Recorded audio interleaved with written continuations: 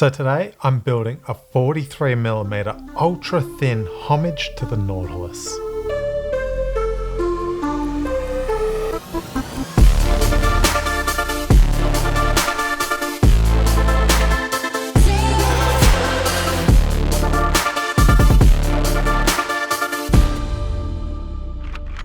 What is up everyone, Jason from jb.watchmods here, back with another build, and today we're building a homage to the Nautilus using the Miyota 9015 movement. Now this movement is from Miyota's premium 9 series of movements, and it boasts quite a few upgrades over the 8 series. Now it's got a higher beat rate, meaning you get a much smoother second hand sweep. It's also much more accurate than the 8 series, but most importantly for this build, it is thinner. Almost 1.5mm thinner than the 8 series, which means we can use a much thinner case. So speaking of the case, we're using a 43.3mm case and it comes in at 9.3mm. Now to give you an idea of how thin that is, I did this same build on my channel a while back and I used a 39mm case, but that case came in at 13mm thick, almost 4mm thicker, which is absolutely huge on the wrist. Now this time around I've gone for the most famous variant of this watch, the Tiffany dial, and it looks absolutely stunning. And obviously we're going to pair it with our Nautilus style hands. So enough talking, let's jump into this build. Okay, so here is our Miyota 9015 movement, and this is the dial that we're going to be using. Now when you flip the dial over, you can see that there are 2 dial feet on the back, and that's because this dial is specifically made for this movement, which means there are no dial feet that need to be cut off. Now this is our dial spacer, and it goes between the movement and the dial, and the point of it is to keep the dial off the date wheel so we don't have any issues when changing the date. So that spacer hooks onto your dial feet before you fit your dial to the movement. Once we've got our dial and spacer fitted to the movement, there are 2 set screws on the side of the movement that lock into the dial feet and hold the dial firmly into place.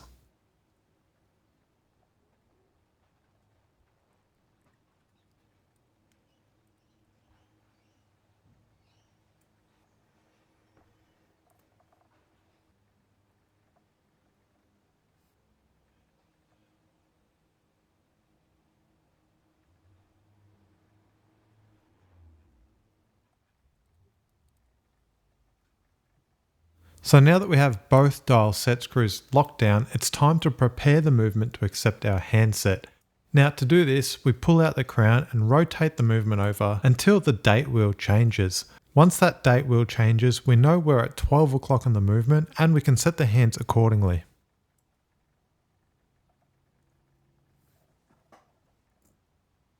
So now we know the movement is at 12 o'clock, we can grab our hour hand and set that down at the 12 o'clock position.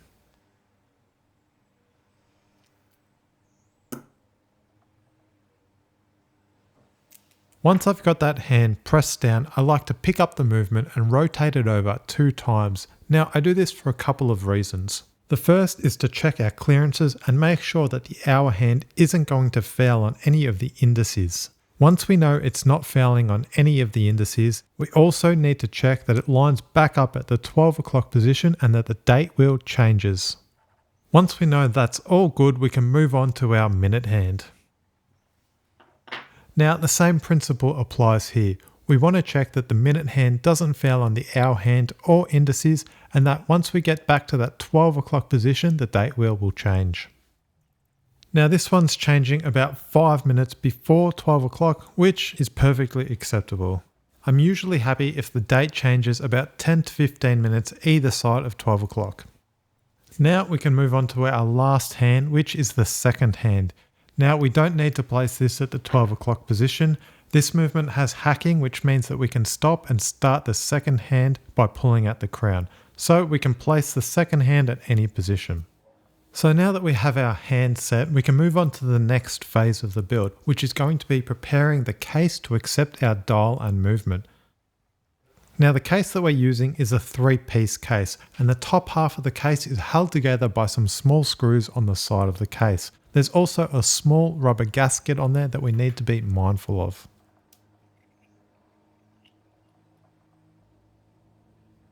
and the bottom half of the case has a screw down case back with a rubber O-ring. And now we're left with the frame of the watch, which is super thin. But before we move any further, let's get this bracelet removed.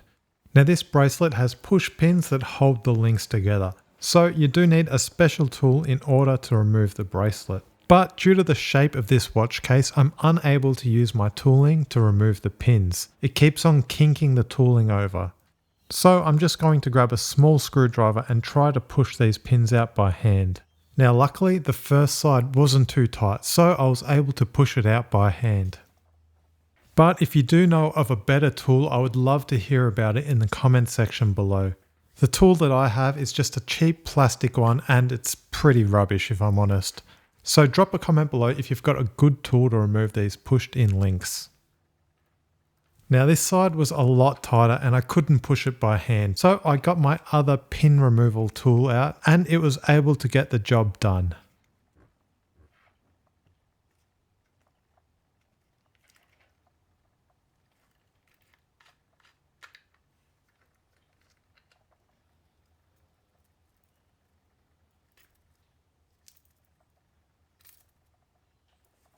And now we are left with the frame of the watch and we can start putting it all back together.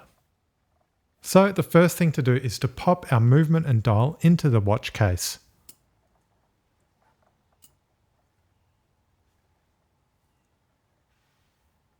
The next thing I'm going to do is unscrew our crown and fit it to a crown stem. Then we can fit this into the movement and it'll hold the movement in place so we don't have to worry about it falling out.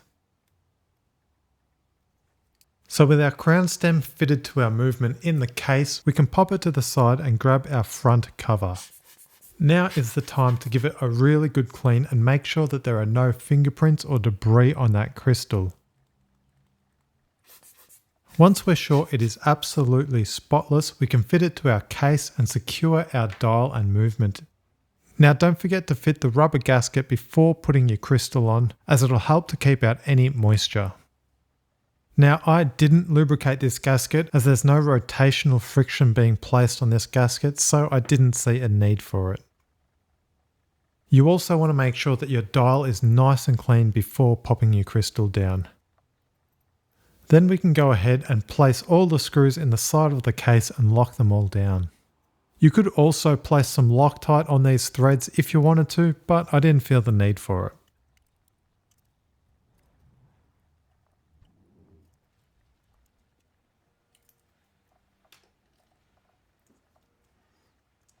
So now that we have the front of our case locked down, it's time to cut our crown stem to the correct length. Now to pull the crown stem out, there is a small button on the back side of the movement which needs to be pressed down when the crown is in the pushed in position. With the button pressed down, we can then release the crown stem. Now I always cut my crown stems to length by eye and it looked like this one was about 10mm too long. So I cut around 10mm off the crown stem, refit our crown and then test fit it into the movement to see how it's looking.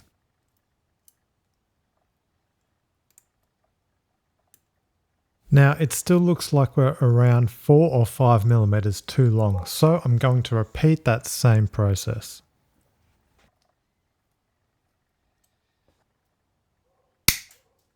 Now this time I'm feeling pretty confident that I've got it around the right length, so I'm going to apply some Loctite to the threads just to make sure that this crown doesn't come loose unless I want it to.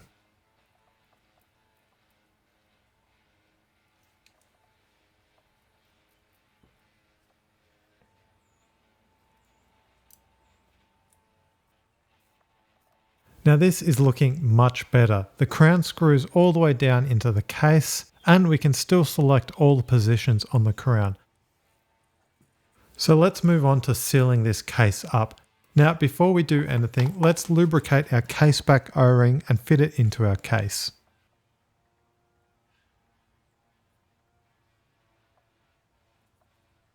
And because we're using an exhibition style case back, we need to make sure that it is super clean, just like the front crystal was.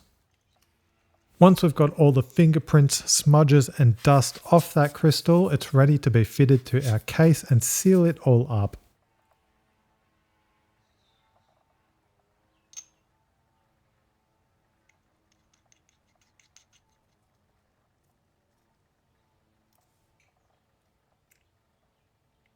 Now, I must say the other thing I love about the Miyota 9015 movement is the way it looks.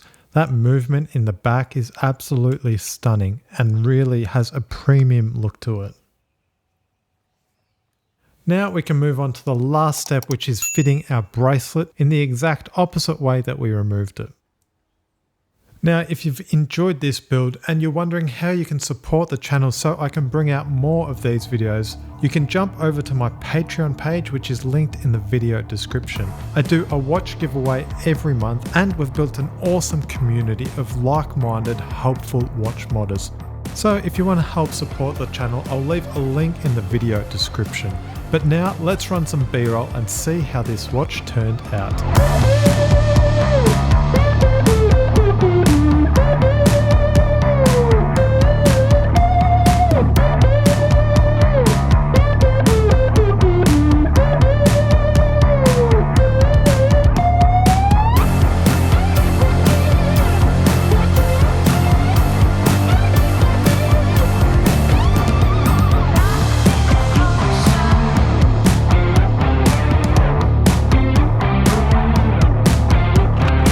Alright guys, that is it for today's build. Let me know in the comment section below what you thought of the build today.